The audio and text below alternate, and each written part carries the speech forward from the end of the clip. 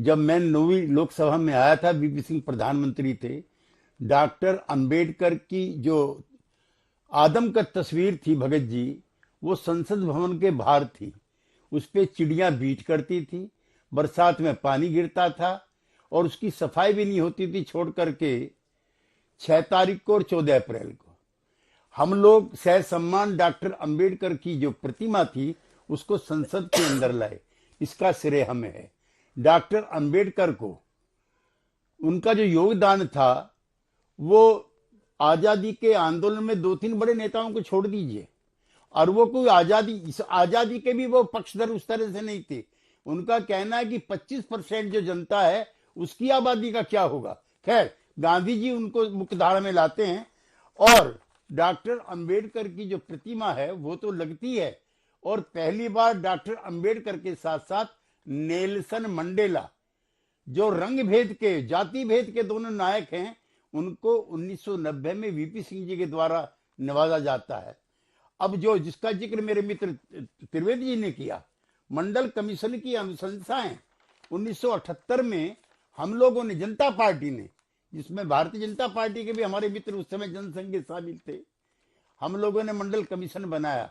82 में रिपोर्ट आ गई, धूल झाड़ दी गई, कुछ नहीं हुआ।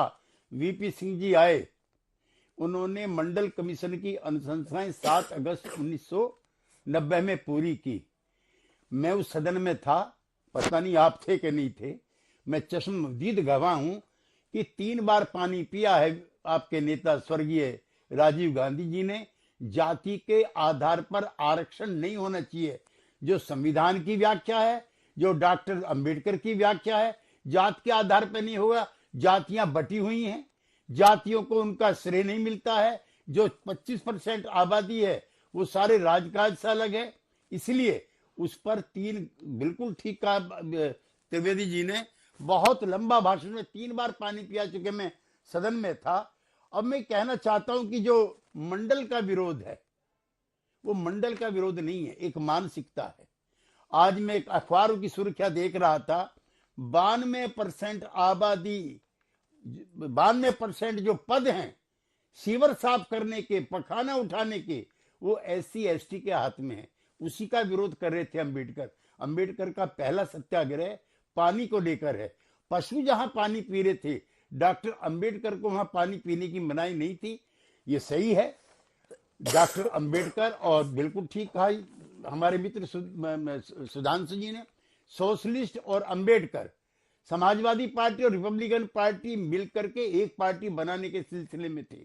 उन्हीं दौरान डॉक्टर लोहिया की और अंबेडकर की मुलाकात होती है, और डॉक्टर अंबेडकर का जो सोशल जस्टिस का कंसेप्ट है उसको जस का तस समाजवादी पार्टी और सोशलिस्ट मूवमेंट के लोग मानते थे। संविधान की जहां तक बात मैं अभी समाप्त कर रहा हूं,